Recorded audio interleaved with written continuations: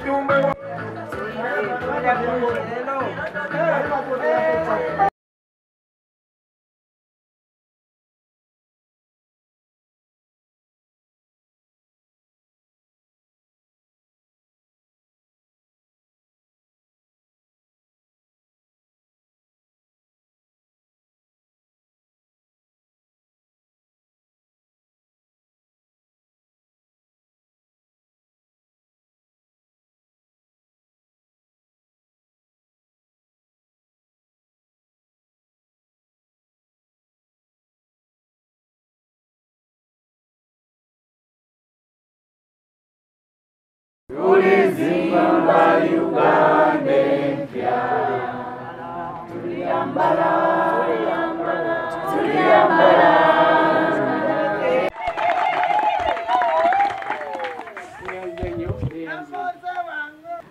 Erinnya lyange nze mukyala Amaniyo Shila Namugalu, official flag bearer w'ekifo kya Woman MP Mukono District. Nga nsooka kwebaza President wange Kyagulanyi okunnonda, kubanga EMC bwe nnonda kiba kitegeeza nti eya appointize EMC yagitaddemu obwesige ate deliverings ebintu ebirambulukufu ate ebituufu. Nolwekyo njagala kwebaza akakiiko, njagala kwebaza NUP ekibiina, njagala kwebaza bannamukono buno obuwanguzi si bwange wabula bwammwe. Nesunze okukolagana ne buli munnamukono yenna okulaba nga tuleetawo enjawulo mu bukulembeze, mu buweereza mu mukono, nga nkolagana ne bannaffe abalala, abakulembeze bannaffe abalala ab'ebitundu ebyenjawulo, kubanga nga Woman MP bantwala district yonna naye nga nina okukola ne bakulembeze bannange bonna, ba councillors, ba MPs, LC5 ffenna bumu, kubanga nga bw'okimanyi ffe aba NUP yatwala obukulembeze bwa Mukono district bwonna, ate nsaba ku luno tuddemu neera tuddemu tuwanguze National Unity Platform Mukono district. Nga oli bwe yatugambye tatweguya, ffe bannange ffe tubeeguya. N'olwekyo tubasaba nesse kusaba yenna nti President wange Kyagulanyi muyiire obululu, kubanga yasaanidde, ye President alumirirwa abantu, ye President ayogera ku nsonga z'abantu, President ayina embalirira oba ayagala okulaba nti embalirira eyogera n'abantu ba bulijjo. N'olwekyo mbasaba nti tumuyiire obululu nga bwe tugenda mu protest vote. Bannange tugenda mu protest vote, akalulu kakwekalakaasa. Nsaba buli omu ali eyo yenna weetunuulire, weezuule munda, ekyo kyonna ekikunyiiza obusungu tugende tubuteeka ku ballot, tutiikinge umbrella. Political arena tetuli enemies, wabula tuvaayo ne twesaayo, kubanga positions ziri elective za kulonda. So abantu baweereza options kiyambako nabo ne bafuna ne batuteeka mu kakunguta ne bagamba ono yagenda okutukola ki okusobola. So navaayo nange mu race ng'abalala bonna mu district mu Uganda bonna we bajja, ne ngamba bannange bannamukono ovuddeyo, nange nsaba kwongerako ku ttafaali mu nsonga zino ngina nga nzitottola. Ne mbasaba banteekemu obwesige, mbakiikirire, mbeere eddoboozi lyabwe. Kyamukisa nti ekibiina bwe kyalondoola ate amawulire agavaayo gagamba nti Amaniyo yafunye kaadi. Ngamba nti ffenna tutambulire wamu. Neera mbakoowoola mwenna ababadde bawagira Honorable Nabukeera n'ababadde bampagira, kati focus tugiteeke wamu kuwanguza Kyagulanyi, kubanga Kyagulanyi bw'atuula wali mu ntebe, ffenna tujja kubeera tufuna ebifo mu gavumenti empya. Ne Bible ekigamba nti in our father's house there are many rooms, there are many places. ne mu gavumenti empya mulimu ebifo bingi. So mbakoowoola mwena bannamukono tukwatire wamu kubanga agali awamu ge galuna ennyama.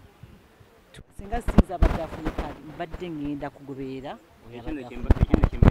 tuliwo okuwagira bannakibiina okuggusa missoni yaffe ey'okugenda mu Uganda empya.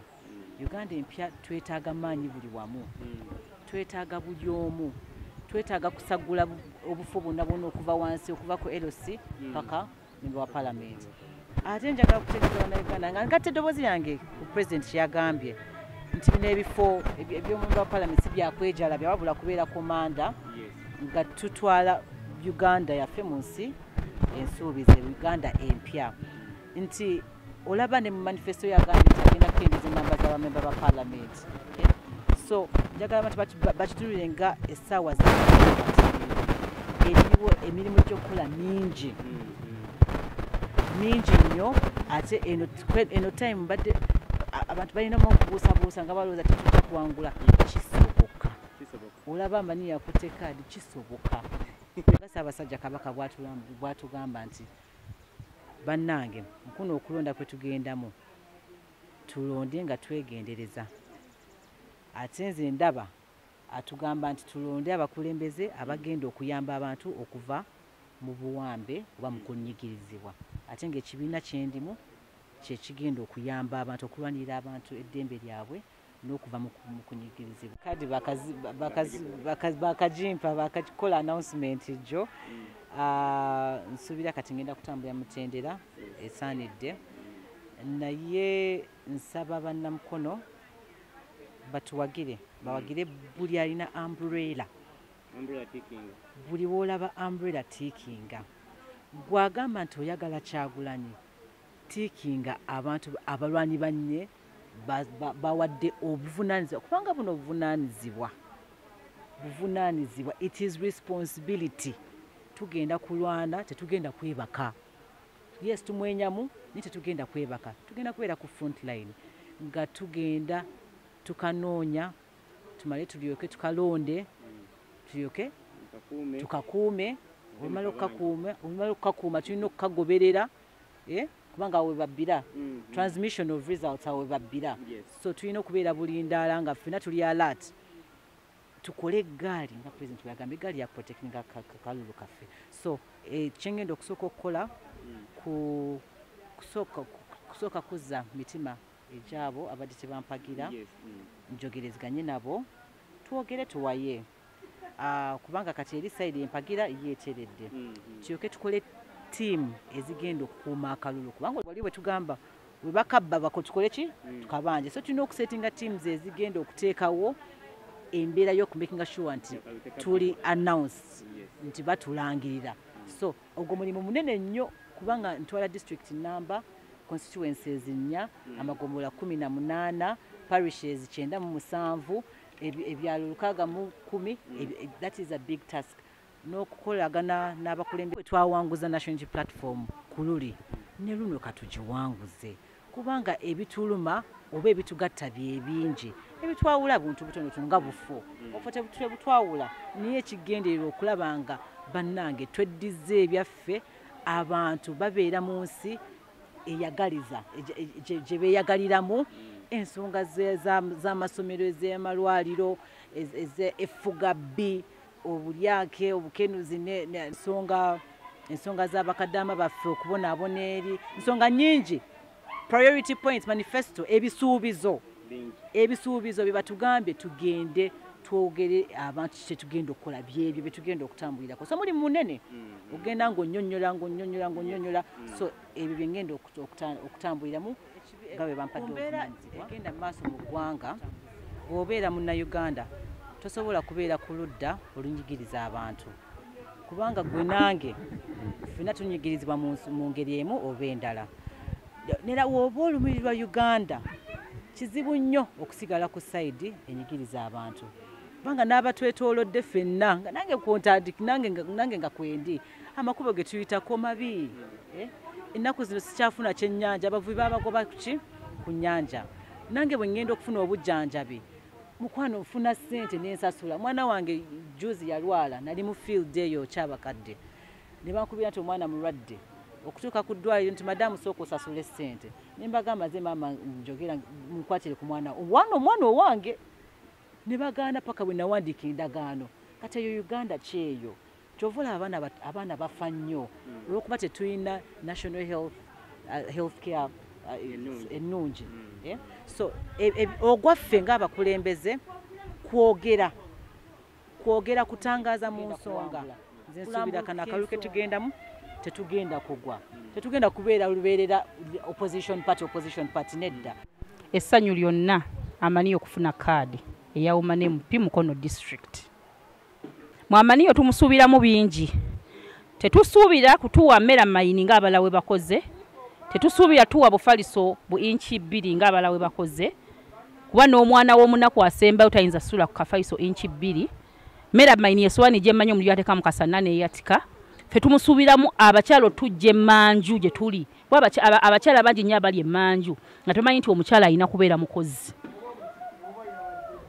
kyetusuubira ku mwamaniyo asanyo olw'ensonga nti tuludde ebbanga nga tuli mu bulumi obw'ekitalo omukulembeze twali twamulonda naye teyatufaako teyamanya na biki bituluma naye essanyu lye tulina lye ly'omubaka waffe gwe tulindidde ebbanga lyonna okulaba nga bamuwadde kaadi Honorable Maniyo Sheila Namugalu nze ndi musanyufu nga nze ku lwange era sina kyenjogera wabula ekirala kyensinga omwagalako kutuyambira ku baana nga ffe n'abamu abakyala bamaama abali basingo mother kubanga nze sirina musajja yafa n'abaana nze mbaliko naye wenzira Honorable ne mugamba nti owaayo omwana leero tagenze ku ssomero ekitabo n'akimpa peni n'agimpa oluusi alambulayoko n'ekyokulya n'akituwa sina kyakyenjagala wabula wabaddewo gaapu ng'ab'ekibiina titubadde mu mbeera ng'omubaka okumutuukako si kyangu ate nga n'ebintu ebimu okwogerako naye nga tekisoboka nga bamuteekako akakomera naye tuli basanyufu nti tufunye omuntu agatta enzida zonna ezaffe bannakibiina n'abantu abalala abatali ba kibiina. Tuli basanyufu olwa kaadi ya Sheila Amaniyo nti kaadi ejidde mu kiseera ekituufu ng'abantu bagiwanjagira ng'era abantu beetegefu okumubeera mu mugongo. Okusinziira ebbanga lye tumaze nga tutambula ffenna n'Amaniyo tulabye nti mukyala wa Simba ayagala ekibiina kye ayagala abantu be nga n'abakulembeze mu kibiina buli omu amuwa ekitiibwa kye era ffe twagala asigale ng'akuuma entambula ye nga weebadde etambula asigale ng'atambula bw'ati ebintu bijja kumwanguyira.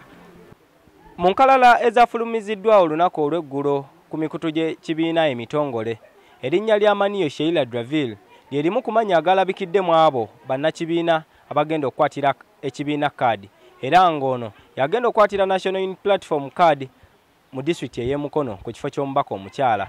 Amaniyo agamba nti wakwongera okugatta banna Mukono bonna ate ssaako n'abo abazze ku Bwannamunigina era asabye abo bonna abataafuna kaadi bajje bakolere wamu balabe nga basobola okutumbula omutindo gwa Mukono gusobole okuyitimuka. Yabazizza nnyo pulezidenti w'ekibiina Robert Kyagulanyi Ssentamu olw'okumwesiga n'amuwa kaadi era agamba nti wakwongera obutaswaza kibiina ate ssaako n'obutakiryamu lukwe. Tulizimba Uganda empya, tuliyambala